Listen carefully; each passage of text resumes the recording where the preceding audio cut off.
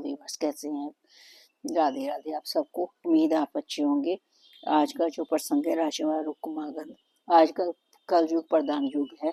हर घर में अधर्म फैला हुआ है, हर घर में मांस मदिरा बन रही है और हम बच्चों को और खुद बड़े चाव से खा रहे हैं, जबकि हमारे धर्म में ये निष्ठा है, ये अच्छी चीज नहीं है। हमें वही सत्य सत्य वो भोजन भोजन करना चाहिए जो हमारे शरीर के लिए पुष्टि प्रदान करे। धर्म के नाम पर हम चलते ही नहीं है। अधर्म इतना फैल गया है कि बच्चे गलत रास्ते पे जा रहे हैं, बच्चे झूठ बोल रहे हैं।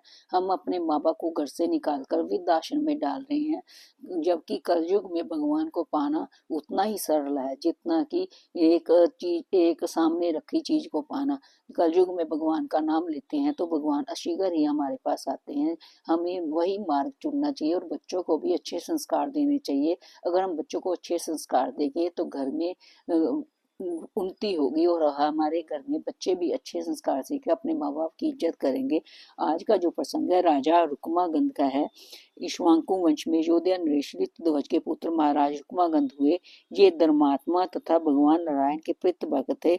इनकी पत्नी संध्यावली से एक सुशील प्रीत भक्त पुत्र हुआ। इसका नाम धर्मांगद। महाराज रुक्मांगद की निष्ठा एकादशी व्रत में थी।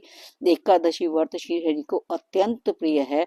जो दशमी को दोपहर में एक ही समय भोजन करके रात्रि को ब्रह्मचार्य पूर्वक भूमि पर तख्ते पर सोता है, एकादशी को प्रातः व्रत का संकल्प करके निर्जल व्रत करता है और यथासंभव समस्त उपचारों से श्रद्धा पूर्वक भगवान का पूजन करता है, रात्रि में जागरण करते हुए भगवान के नाम एवं गुणों का कीर्तन करता है और दूसरे दिन भगवान का पूजन करके ब्राह्मणों को भोजन करा के व्रत का पालन करता है, उस पे सर्वेश्वर विष्णु भगवान शीघ्र प्रसन्न होते हैं।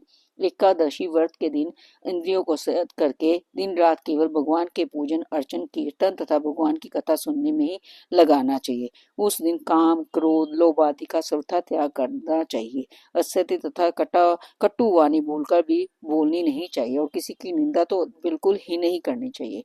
धर्म से द्वेष करने वाले नास्तिक, शास्त्र निंदक, भगवान में विश्वास न करने वाले लोगों से उस दिन बात भी नहीं करनी चाहिए। महाराज रुक्मागंध बड़ी सावधानी से नियमों का पालन करते थे। राजा की धर्मपरायणता के कारण उनकी समस्त प्रजा धार्मिक थी।